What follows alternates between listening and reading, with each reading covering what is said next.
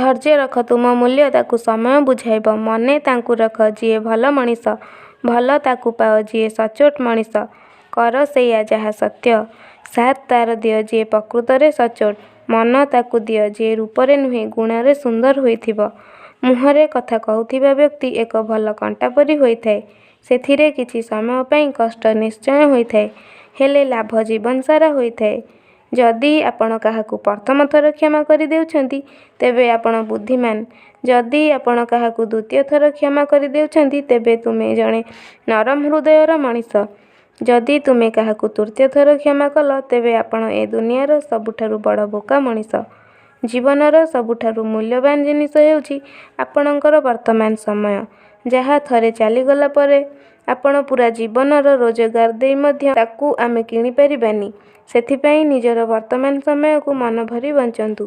ଆମକୁ ଆମ ଚିନ୍ତାଧାରା ହିଁ ବନାଇଥାଏ। ସେଥିପାଇଁ ନିଜ ଶବ୍ଦ ଉପରେ ନୁହେଁ, ନିଜ ଚିନ୍ତାଧାରା ଉପରେ ଧ୍ୟାନ ଦିଅନ୍ତୁ।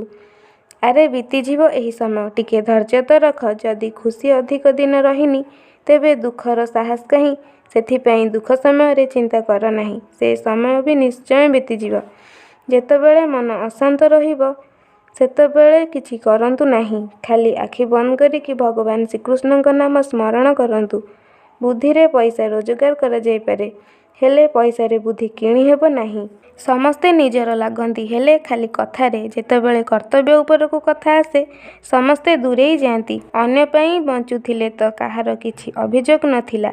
ଯେତେବେଳେ ନିଜ ପାଇଁ ବଞ୍ଚିବା ଆରମ୍ଭ କଲି, ସେତେବେଳେ ପୂରା ଦୁନିଆ ଶତ୍ରୁ ହୋଇଗଲା। ଜୀବନର ଅଭିଜ୍ଞତା। ଛୋଟ ବ୍ୟକ୍ତି ତୁମର ବଡ଼ କାମରେ ସହଯୋଗ କରିପାରେ, କିନ୍ତୁ ଜଣେ ବଡ଼ ବ୍ୟକ୍ତି ତୁମର ଛୋଟ କାମରେ ବି ସହଯୋଗ କରିପାରେନି। କେହି ଆପଣଙ୍କ ହାତରୁ ଛଡ଼େଇ ପାରିବ, ହେଲେ ଆପଣଙ୍କ ଭାଗ୍ୟରୁ ନୁହେଁ।